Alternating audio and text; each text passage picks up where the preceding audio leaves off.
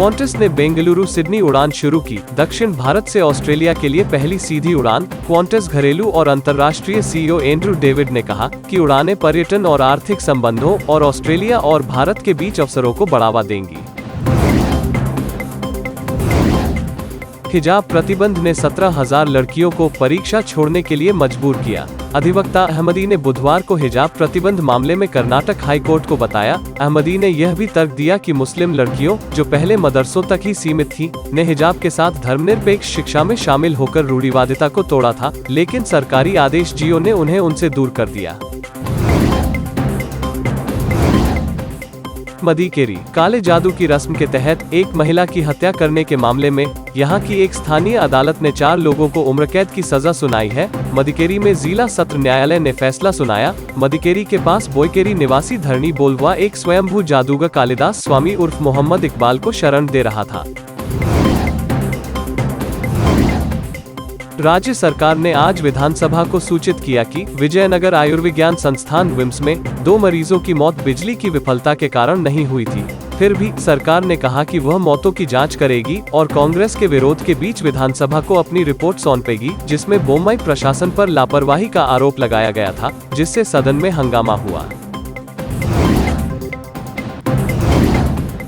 राज्य मंत्रिमंडल ने बुधवार को कर्नाटक लोकायुक्त के लिए एक अतिरिक्त रजिस्ट्रार की नियुक्ति को मंजूरी दे दी। इसके अलावा जांच एजेंसी द्वारा मामलों की त्वरित सुनवाई सुनिश्चित करने के लिए रिक्तियों को भरने के अलावा कर्नाटक हाई कोर्ट द्वारा राज्य के एसीबी को खत्म करने और एसीबी द्वारा जांच किए जा रहे सभी मामलों को लोकायुक्त को स्थानांतरित करने के हफ्तों बाद यह फैसला आया है।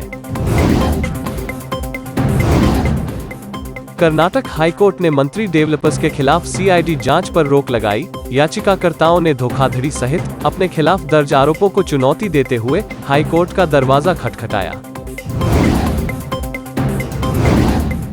कन्नड़ को अनिवार्य बनाने पर बिल पेश करेगी कर्नाटक सरकार। सीएम ने कहा कि कन्नड़ के अलावा कोई भी राज्य में किसी भी भाषा को लागू करने पर जोर नहीं दे सकता है, और यहां तक कि प्रधानमंत्री नरेंद्र मोदी ने भी कहा है कि सभी क्षेत्रीय भाषाएं राष्ट्रीय भाषाएं हैं।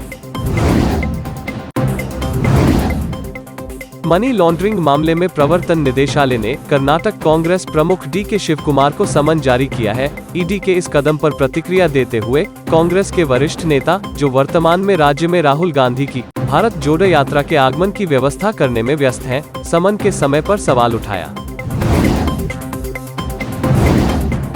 कर्नाटक की विशेष अदालत ने भ्रष्टाचार मामले में येदियुरप्पा के खिलाफ जांच के आदेश दिए। अदालत ने इन आरोपों की जांच का आदेश दिया है कि येदियुरप्पा, उनके बेटे और अन्य ने एक निर्माण फर्म को ठेका देने के लिए सैकड़ों करोड़ रुपए की रिश्वत ली थी।